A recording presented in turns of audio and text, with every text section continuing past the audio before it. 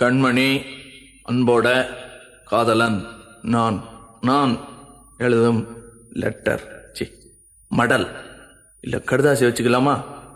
ஆனா கடிதமே இருக்கட்டும், படி. கண்மணி, அன்போடு காதலன் நான் எழுதும் கடிதமே. பாட்டாவே படிச்சிட்டியா? அப்ப நானும் முதல்ல கண்மணி சொன்னேன்ல, இங்க பொன்மணி போட்டுக்க. பொன்மணி, உன் வீட்டுல சௌக்கியமா? நான் இங்க சௌக்கியம். பொன்மணி, உன் வீட்டில் சௌக்கியமா?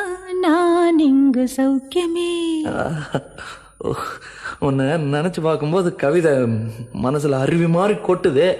ஆனா அதை எழுதணும்னு உக்காந்தா அந்த எழுத்து தான் வார்த்தை.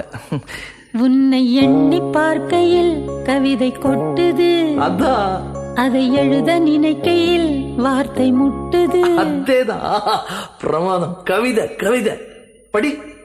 கண்மணி, அன்போடு காதலன் நான் எழுதும் கடிதமே. பொன்மணி, உன் வீட்டில் சௌக்கியமா?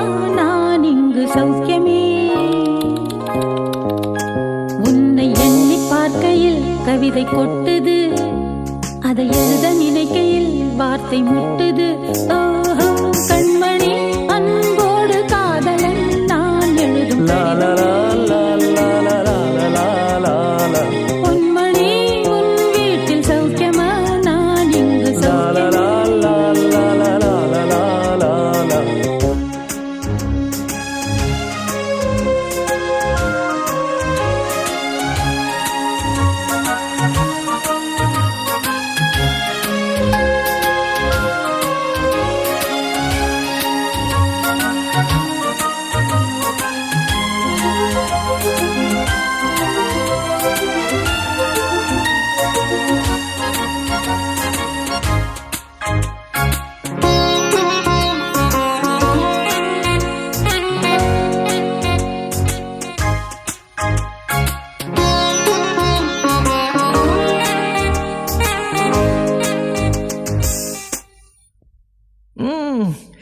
எனக்கு உண்டான காயம் அது தன்னால ஆறிடும். அது என்னமோ தெரியல, என்ன மாயமோ தெரியல, எனக்கு ஒண்ணுமே ஆவறதில்லை. இதையும் எழுதிக்க. நடுவில் நடுவில் மானே, தேனே, பொன்மானே இதெல்லாம் போட்டுக்கணும். இந்த பாரு, எனக்கு என்ன காயம்னாலும் உடம்பு தாங்கிடும். உன் உடம்பு தாங்குமா? தாங்காது. அபிராமி அபிராமி அபிராமி. அதையும் எழுதணுமா? இது காதல். என் காதல் என்னன்னு சொல்லாம எங்க எங்க அழுகையா வருது. ஆனா நான் அழுது என் சோகம் ஒன்ன தாக்கிடுமோ அப்படின்னு நினைக்கும் போது வர்ற அழுக கூட நின்றுடுது. மனிதர் உணர்ந்து கொள்ள இது மனித காதல் அல்ல, காதல் அல்ல, அதையும் தாண்டி புனிதமானது.